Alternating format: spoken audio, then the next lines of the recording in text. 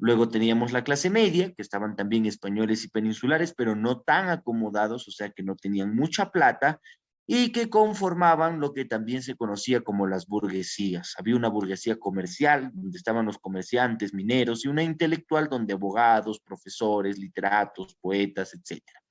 Luego el pueblo, en donde también habían españoles, peninsulares y americanos, pero pobres.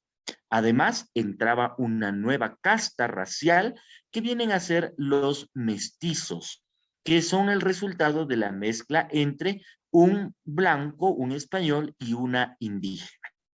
En el cuarto estrato social vamos a tener nosotros a los indígenas, que estaban formados por los nobles indígenas hasta los indios comunes. Mira, pregunta importante, ¿habían indígenas ricos? Claro que sí habían indígenas ricos.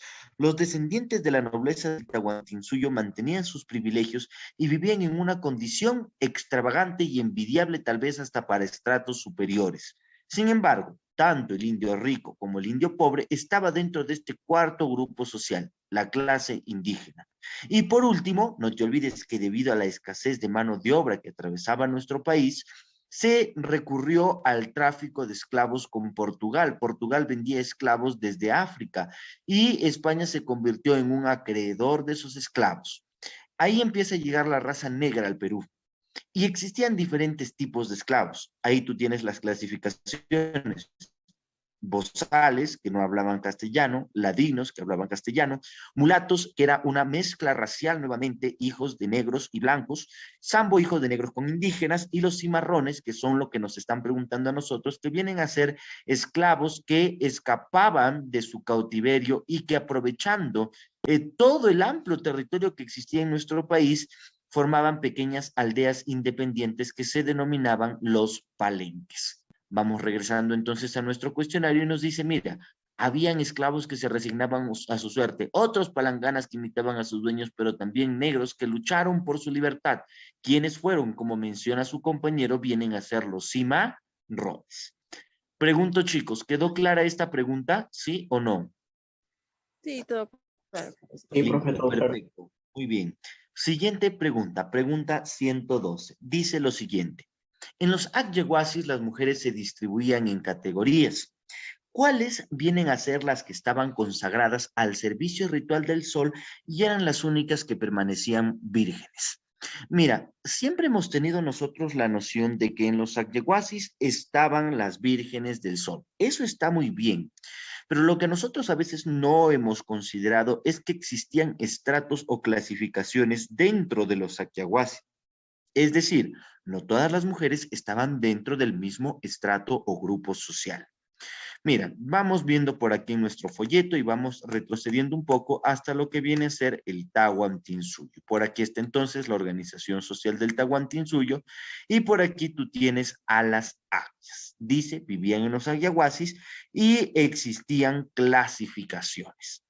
¿Cuáles eran estas clasificaciones que existían? Teníamos en primer lugar a las Yurak Agyas, que estas sí eran las legítimas vírgenes del sol. Por eso dice ahí, de linaje inca, o sea, eran descendientes de la nobleza y estaban consagradas al ritual del sol. Ellas no podían casarse con absolutamente nadie. Luego teníamos a las guairuroaquias, que eran familiares de caciques, y que el Inca podía tomarlas las que quisiera como sus esposas, pero esposas secundarias. ¿Existían más clases de aguias? Por supuesto que sí. Tenemos también a las pacoaguias, que tenían un rango menor y que podían ser esposas de algún noble militar o algún noble provinciano. Las yanaagyas, que eran la servidumbre de los ayeguasis y que eran esposas de runas comunes, o jatun runas comunes. Y por último, las taquiagyas, que se encargaban de distraer a las agyas superiores. Aclaraciones importantes por aquí. Mira, dice, las Yurak Aglias, dice, no podían casarse. Las Guairuro Aglias las tomaba el Inca como sus esposas secundarias. Aquí está, esto de aquí me interesa. Las Paco Aglias, esposas de militares y nobles. Mira, ¿por qué te menciono esto? Porque dentro de la estratificación social del Tahuantinsuyo, al igual que en el caso del virreinato que explicaba hace un momento, existen determinadas y muy marcadas clases sociales, existiendo dos sectores importantes, el sector dominante, que son los nobles, y el sector dominado, que viene a ser el pueblo. En el dominante tenemos nosotros a las tres noblezas, la de sangre, la de privilegio y la provincial. ¿Quién es la de sangre? La familia real. ¿Quién es la de privilegio? Los militares importantes, los nobles, por ejemplo, sacerdotes, y los nobles provinciales que eran los jefes de los pueblos conquistados. Mira, algo interesante, los incas cuando sometían a un pueblo no lo esclavizaban a todos, ¿no? O no los colocaban dentro del grupo social a todos, ¿no? Porque, bueno, esclavistas no fueron, sino que a los nobles, a la clase dirigente de esas culturas, les dieron un rango privilegiado, colocándolas también como nobleza del Tahuantinsuyo. No podía ser nobleza de sangre porque no eran familia del Inca. Tampoco podían ser nobleza de privilegio porque no eran personas importantes dentro del Estado Inca, pero eran nobles provinciales, ¿de acuerdo? Nobles provinciales. Muy bien, entonces, las Paco Aguias se podían casar con nobles provinciales o también con nobles de privilegios. Las Llana Aguias dice que era la servidumbre y que se podían casar con los runas comunes. ¿Quiénes son los runas comunes? Estos de aquí, el Hatun Run, el hombre de pueblo, el hombre mayoritariamente que conformaba a la sociedad del Tahuantinsuyo, el hombre común y corriente. Ese viene a ser el Hatun Runa. No te olvides también, por favor, que los Hatun Runas se encontraban agrupados en los Ayllus. ¿Qué son los ayllus? Los ayllus vienen a ser agrupaciones de familias que constituyen la célula fundamental del Estado Inca. Y por último, teníamos nosotros a las taquiaquias, ¿recuerdas? ¿Quiénes eran las taquiaquias? Las encargadas de distraer a las aquias superiores. Obviamente las aquias a veces como que se estresaban, se deprimían, estar todo el día encerradas ahí, entonces necesitaban alguna manera de distraerse. En ese entonces no había celular, redes sociales, televisión. Entonces los métodos de distracción eran bastante simples, ¿no? La danza, la música, el teatro, el baile, y de eso se encargaban las taquiaquias. No sé si ustedes en literatura habrán revisado esta novela que viene a ser Ollantay, ¿no? Que se lo coloca como dentro de la literatura inca, aunque claro, no fue netamente inca, se dice que fue una tradición oral que llegó hasta oídos de un cronista. Pero miren, cuando hablamos de Ollantay, los que han leído el libro, sabrán que la trama trata de un militar que se enamora de una muy noble, me parece, hija, ¿no? Hija del Inca, ¿o no? Sí, ¿no? Algo así era, Pachacuti, claro, ajá, la hija con de la hija del Pachacuti. Inca, correcto, con la hija del Inca Pachacuti. Y al final no le permiten, ¿no? Y narra esta historia, ¿no? Esta historia de amor entre estos dos personajes. Y por aquí podemos entender un poco mejor el por qué. ¿Por qué no se podía casar siendo Ollantay se lo coloca como uno de los importantes generales del ejército de los incas? ¿Por qué?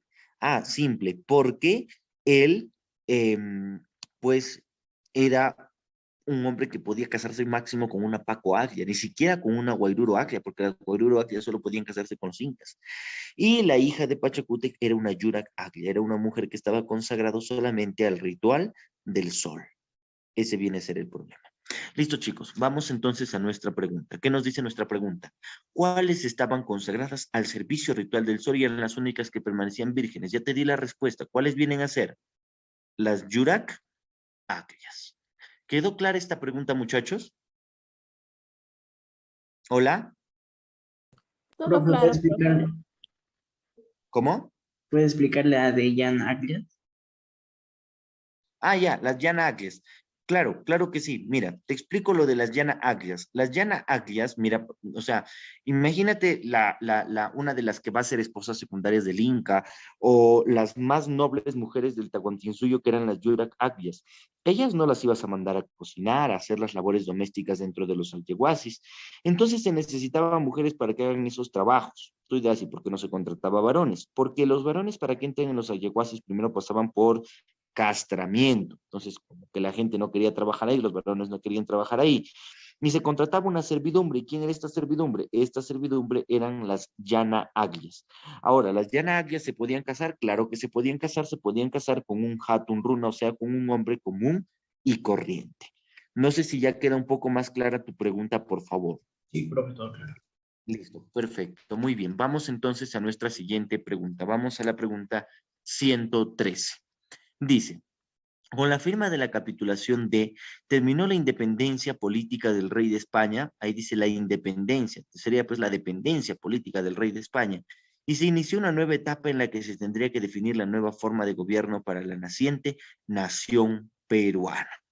A ver, chicos, esa pregunta es sumamente fácil, sumamente sencilla. De repente por aquí nos va a llevar a revisar un ítem más en nuestro tema, pero, o en nuestro folleto, pero primero vamos por la capitulación. ¿Cuál viene a ser la capitulación mediante la cual nosotros logramos nuestra independencia? ¿Quién me puede indicar?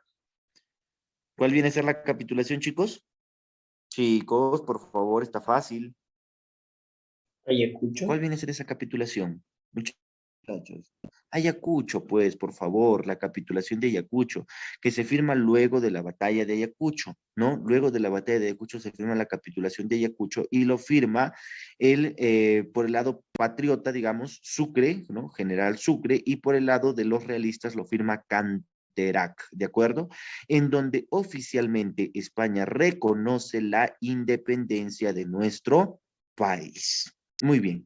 Ahora, miren, hay algo importante ahí. Mira, dice, terminó la dependencia política del rey de España.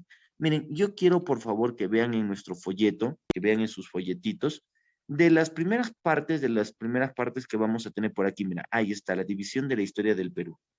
Vamos a tener nosotros tres modelos de división, de los que más me interesa los dos primeros. El de Lumbreras, que es la división moderna, como que no me interesa demasiado, no es muy importante.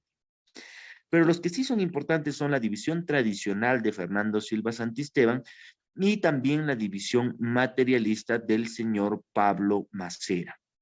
Cuando hablamos nosotros de la división tradicional de Silva Santisteban divide a la historia del Perú en tres etapas.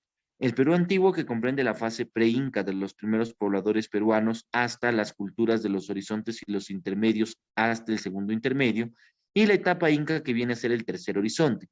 El Perú colonial, que comprende la invasión, cuando nos estaba invadiendo justamente Pizarro, los viajes de Pizarro, la posesión que toma del Cusco, la resistencia andina, las guerras civiles, luego el virreinato, cuando España consolida su poder en el Perú, y finalmente la emancipación, que se marca desde la rebelión de Túpac Amaru II, José Gabriel Condorcanqui, hasta justamente la firma de la capitulación de Ayacucho. A partir de esta firma de la capitulación de Ayacucho empieza la etapa republicana desde 1824 hasta la actualidad. Ahora, la división que a mí más me gusta es la siguiente, la división materialista de Pablo Macera. ¿Y por qué me interesa más esta división materialista de Pablo Macera? Porque viene a ser la que nos otorga o nos entrega una mayor cantidad de información importante.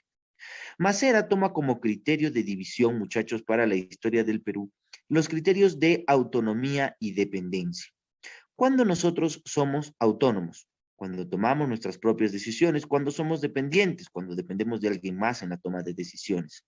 Ahora, autonomía. ¿Cuándo el Perú era autónomo? ¿Cuándo el Perú tomaba sus propias decisiones? Ah, pues solamente en la etapa pre-Inca.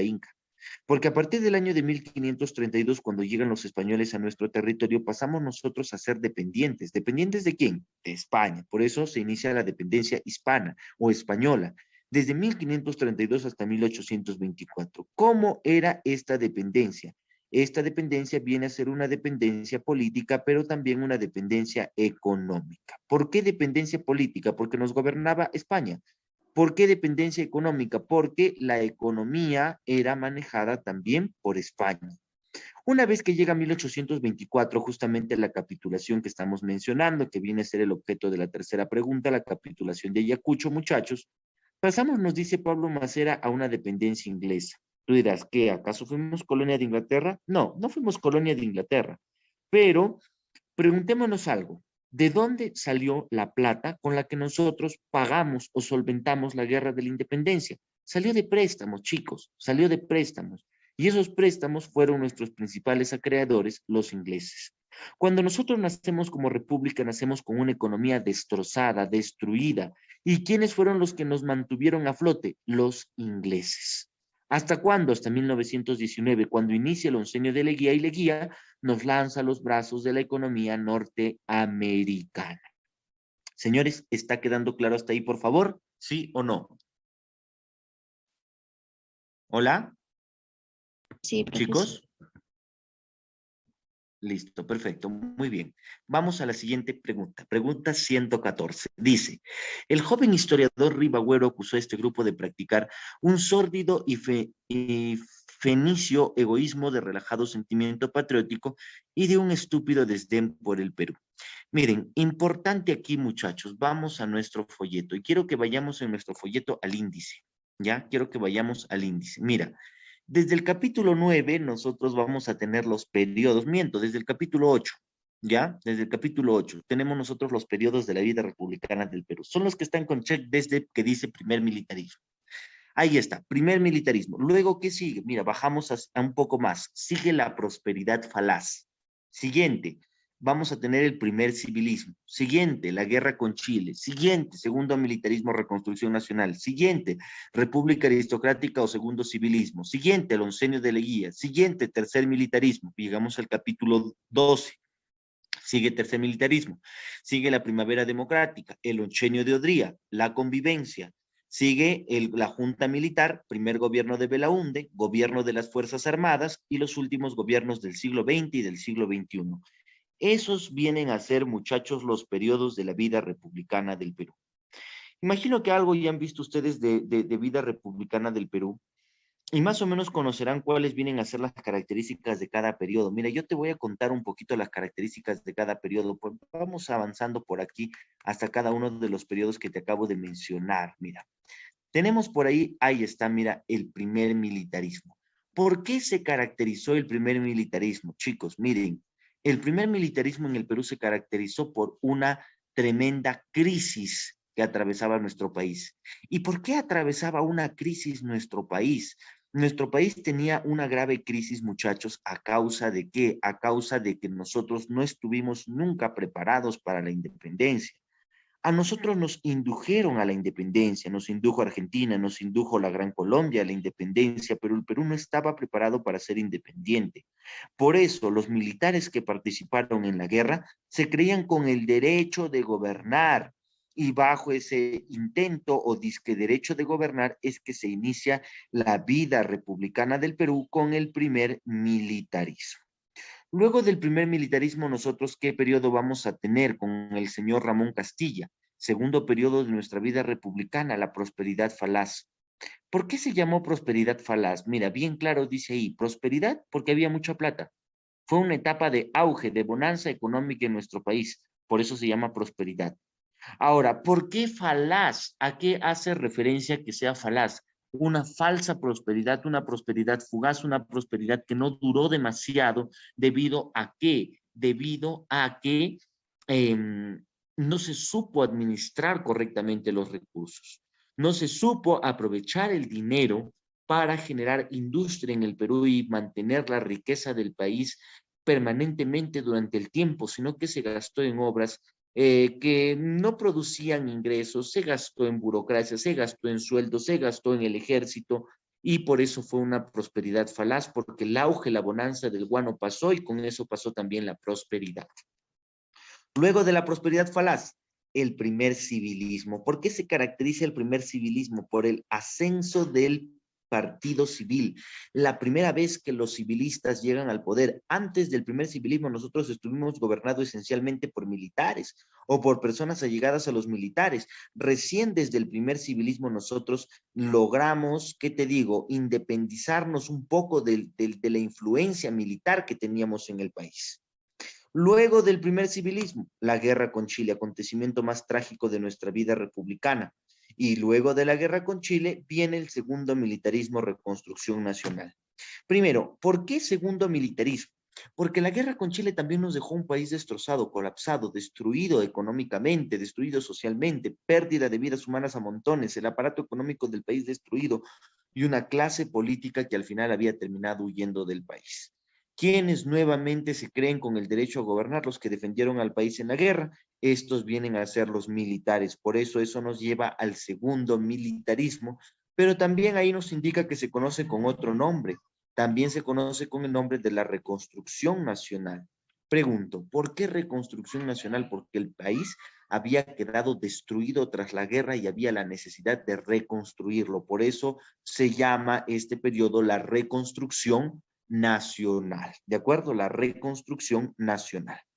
Luego viene el siguiente periodo, que viene a ser el periodo de la República Aristocrática o Segundo Civilismo. ¿Por qué segundo civilismo? Segundo civilismo porque el partido civil nuevamente retoma el poder. Sí, ese partido civil de antes de la guerra con Chile, él retoma el poder.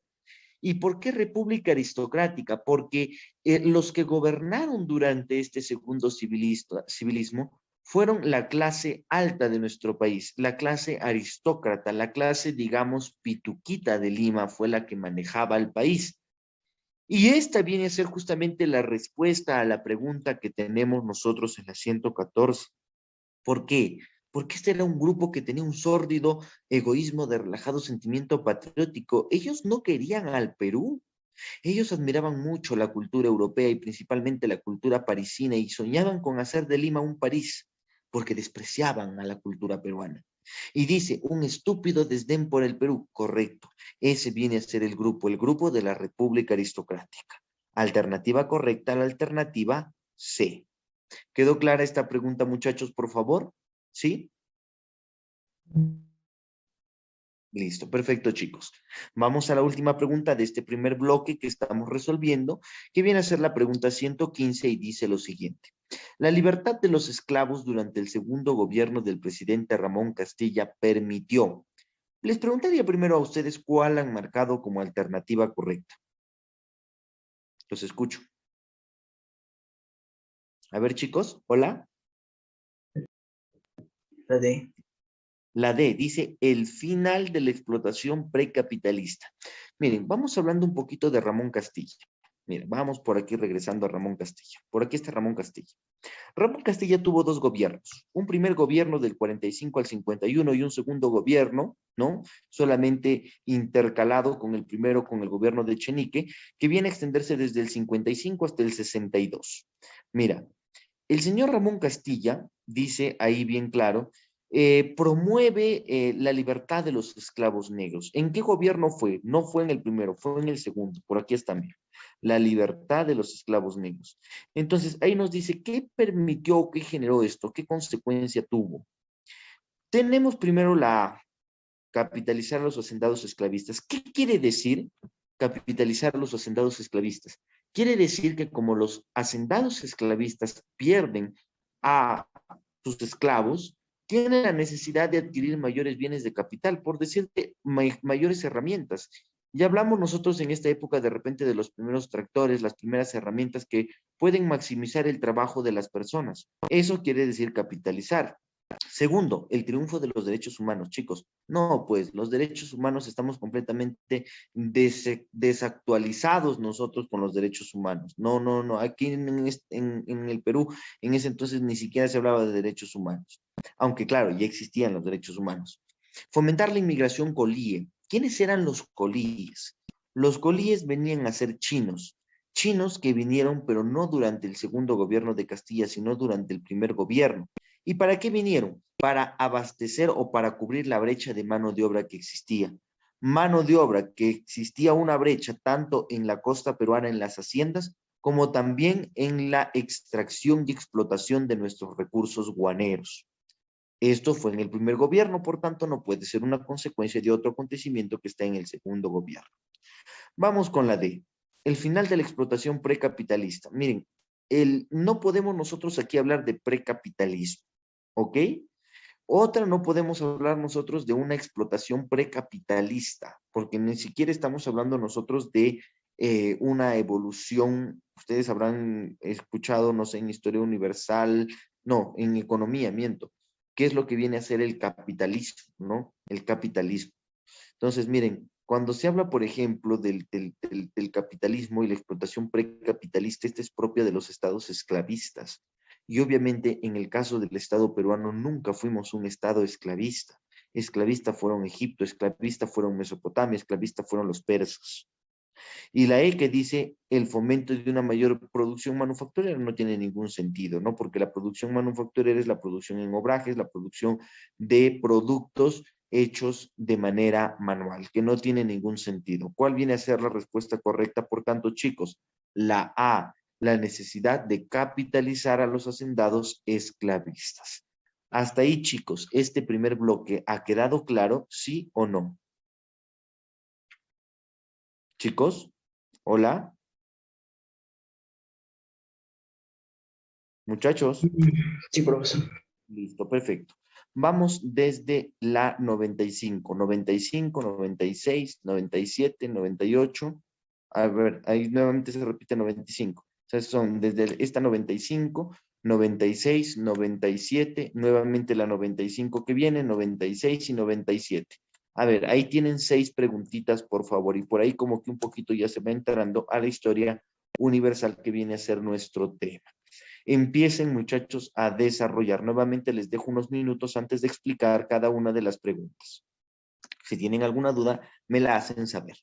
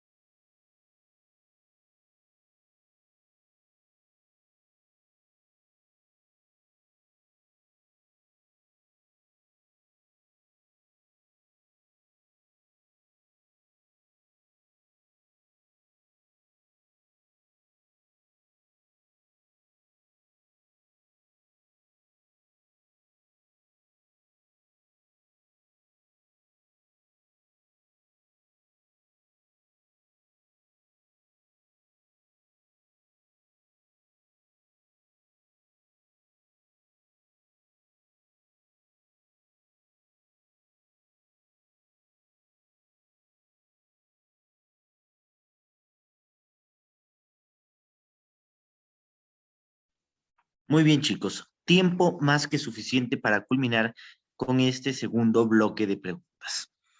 Pregunta 95 nos dice lo siguiente.